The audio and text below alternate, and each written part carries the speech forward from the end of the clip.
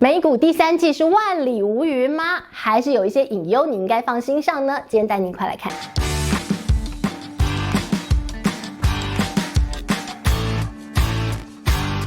嗨，大家好，我是治愈。今天想跟大家来聊聊美股接下来的走势如何。最近你看美股，你说，哎呀，这有什么好讲的？就是一片万里无云啊，往上冲冲冲。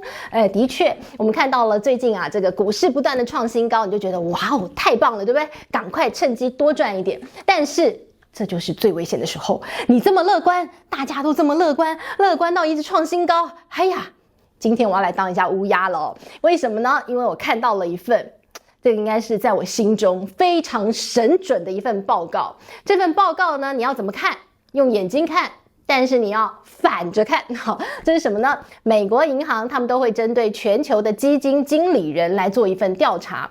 那你说全球的基金经理人，他们手中当然就是有非常多的资金在这个市场当中杀进杀出，钱那么多，应该很会赚，没有错。但是呢，这份报告你要反着看。如果这份报告呢出来告诉你说，哇，好乐观，好乐观，好乐观，拜托你赶快卖股票。如果这份报告出来，这些基金经理人说好悲观，好悲观，完蛋了，完蛋了，请你赶快进场，要这样看。好，所以我们就来看看啊，这份非常知名的反指标最近调查出了什么样的结果，应该是要赶快来好好了解一下，决定一下你接下来到底该走该留。好，我们来看这份报告呢，最近啊这个出炉了，然后它的报告很有意思哦。它的报告是这样的，让我来告诉大家，最近呢这个全球的基金经理人冲进美股买一大堆，然后呢这个买加码的一个力道啊，应该是史上最强。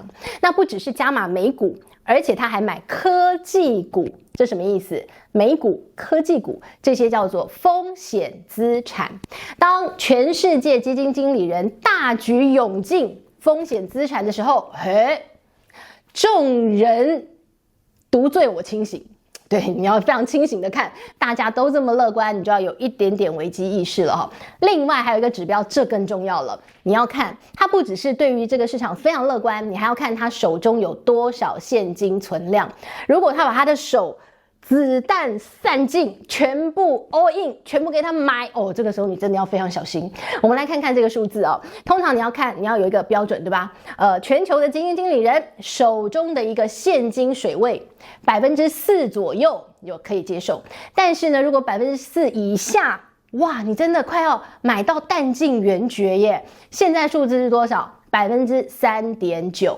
所以呢，这份报告，请你反着看。现在真的有一点过热了。如果用这样的一个状况来讲，全世界基金经理人大家都是一片看好声，不只看好，他还直接拿他的钱跟他拼，所以他真的很看好，钱通通砸进去了。这个时候大家真要小心，市场气氛有点过热。然后我们就来看最拥挤的交易在哪里，最挤的地方，妈妈有没有教你，人多的地方不要去。好，我们来看到这个是现在最拥挤的交易，叫做做空美元。大家都看坏美元，大家都在做空美元，34%的全球基金经理人都在做空美元。然后呢，你就开始说，哎呀，如果大家都觉得美元不太好的时候，它会不会触底反弹？会不会有一点撑住？我们就来观察这份非常知名的反指标报告啊，过去呢，它的准确度非常高。比如说，它就准确的抓到了2025年2月的一个美股高点，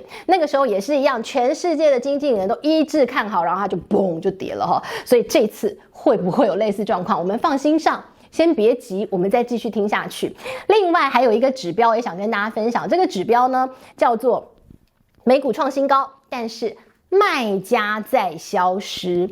美股当中有一个指标，这个指标很有意思，这个指标叫做这个看跌的下跌股票的交易量占比。好，那你这什么意思？下跌的股票它的交易量呢，它如果是占比很低的话，代表呢全面大家都觉得它很看好嘛，对吧？不然这个东西一直跌你就不要了，卖掉了嘛。但是它一直跌，它还成交量，大家还觉得我不想卖，它的成交量的一个占比还低的话，大家就觉得那我就是觉得它会涨啊，对吧？我就不担心，好，我继续买，对吧？我就继续留着。好，那现在最近这个数字呢，叫做42%。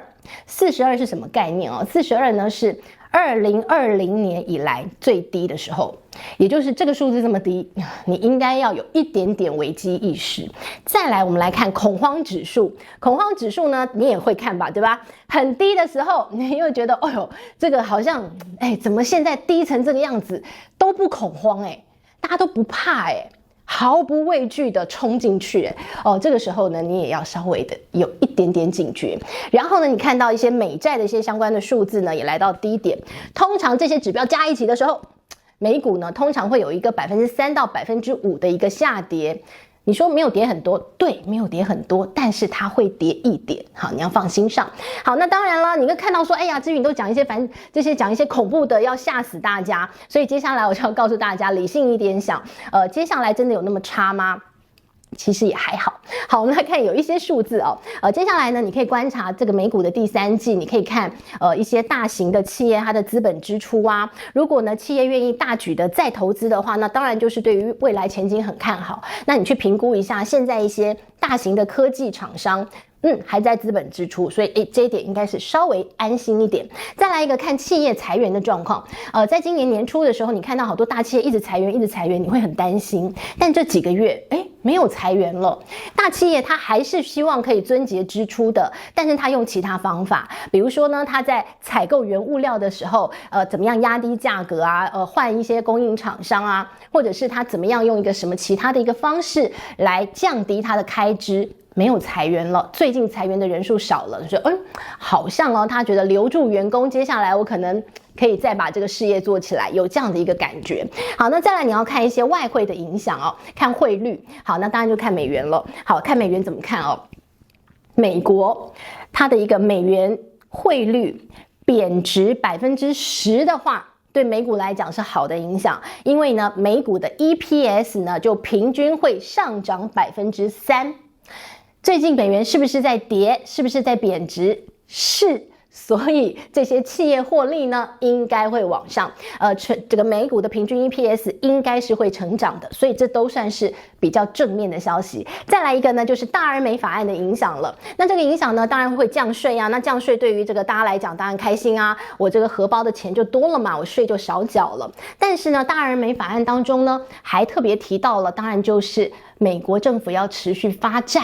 大家很担心这会不会是一个接下来隐忧未爆弹呢？那我们就来带您看到这个减税的法案落地了，然后呢，这个接下来的美国政府呢，它就要开始再发债了，因为把整个债务的上限又继续往上了嘛。过去呢，我们看到债务的上限现在呢直接往上飙高5兆美元再给你发债，那大家很担心说这很多吗？那这些钱发债要放哪里呢？要放在 TGA 账户。TGA 账户是什么？它其实就是美国政府的一个这个金库，就是呢，他要发任何的这个员工的薪水呀，他要做基础建设啊，他收税也是到这个账户，然后用呢也都用这个账户。这个账户过去呢见底了干涸，所以很多员工发不出薪水嘛。现在呢发债就是要把钱放到这个账户来，让美国政府重新有钱可以开门做生意可以营运了这个意思所以呢，这些债呢发出来了之后，会有很大的影响吗？目前呢，我们可能要持续观察，你放心上就好，没有那么直接迫切的影响，因为你现在去观察这些殖利率的状况，其实看起来都还算可以，还 OK。好，那当然呢，接下来我们就要带你看有一个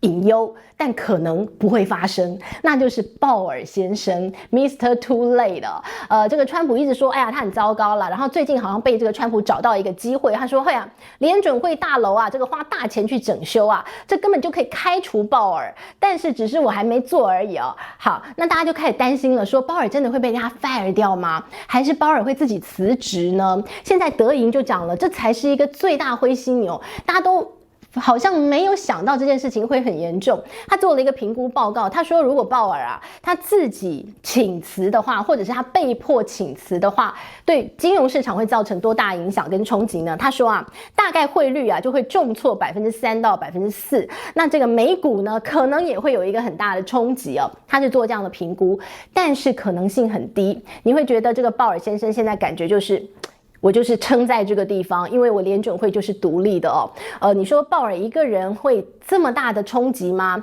不是鲍尔他人的问题，而是如果鲍尔会因为美国总统讲话、美国总统的压力而决定要离开这个位置的话，那就代表联准会那个超然独立的地位不在哦。大家担心的是这一点，所以你看到现在金融机构就说了，你要放心上这件事情会不会发生？但目前看起来几率是低的哦。我们希望鲍尔撑下去，好吧，加油 ，fighting！ 好，那当然最后我们就要告诉大家一点点哦，这个我们观察出来的结论了哦。到底接下来美股会怎么看？金融市场会怎么样观察？你要怎么样观察？你有哪一些的蛛丝马迹可以看？接下来，就像我们刚刚告诉大家，有一些隐忧，有一些指标已经告诉你可能市场过热，但是另一方面，你又看到企业获利跟目前的状况，你又觉得好像看起来也还算可以，还算稳定，不要太早离场。但是你要把这些风险放心上。好，我们带你看接下来下半年经济成长可能不会那么样的好，但这对金融市场来讲，其实或许早就已经反映进去了，所以先不担心。但是你要有一些防御性的一些资产配置。同时间呢，你可以观察日元的哦，日元是一个很有趣的一个这个指标，你可以从日元观察到美元，你可以从日元观察到了经济的状况，你可以从日元观察到了美国债市的情形，所以你就看日元就好，这么简单。看日元怎么看？你就看150。好，如果日元来到150的时候，那请你真的要把风险放心上，但如果没有来到150，那我们就这个舞照跳，马照跑，继续在金融市场上赚钱咯。好，这是今天跟大家聊到接下来美股呢有哪一些你应该要放心上的一些事情啊，希望大家可以在投资路上走得又长又远，赚很多。好，这是今天内容，希望你喜欢了，我们下回见，拜拜。